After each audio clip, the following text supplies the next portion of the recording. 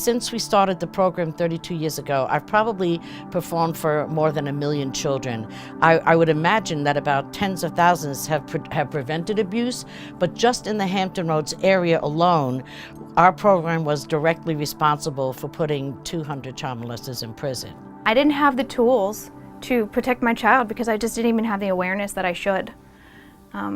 So I feel like it helps the parents out there that aren't aware, you know, because I don't know that my child ever would have come forward and told me.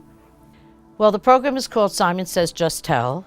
So the children in the audience, they're engaged from the very beginning. We have 3 or 4 songs, and of course the main song is, "Hey, this is my body, that is your body, leave my body alone." You know, they were singing it the whole rest of the day, and by the time the second verse comes around, all the kids, hundreds of kids, are singing along with Simon. So what I hope is that the children in the audience will be able to recognize, prevent, and disclose sexual abuse. And after the show, I did tell my mom something. Yep. Like Simon says? Yeah. Simon Says Just Tell? Yeah. Why'd you tell me?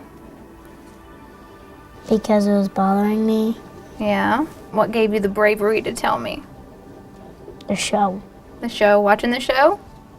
Yes. Because the little girl in the show finally tells her mom what was going on. For kids like Sean, who, you know, had a secret that was, you know, bothering them and in there, and they didn't have the words for it, after he saw the show, I guess he felt, you know, emboldened that he could just tell also.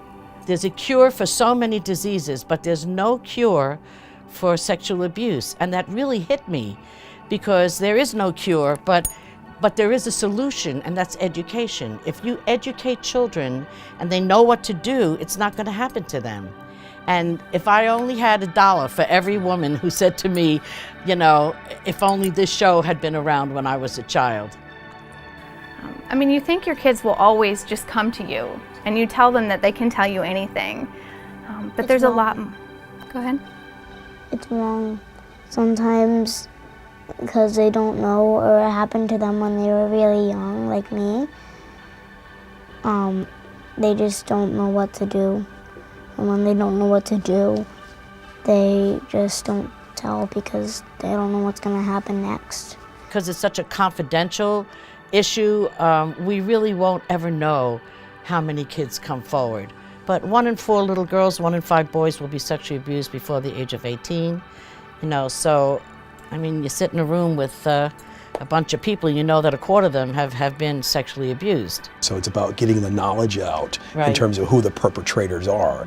And sometimes we don't want to really admit who the perpetrators are. In many cases, we know they are, and we're not doing anything about it, unfortunately. There's a lot of kids out there that it could help, you know, and we don't know who they are, and we don't know what they need, but this gives them a voice. It gives them an opportunity to speak up.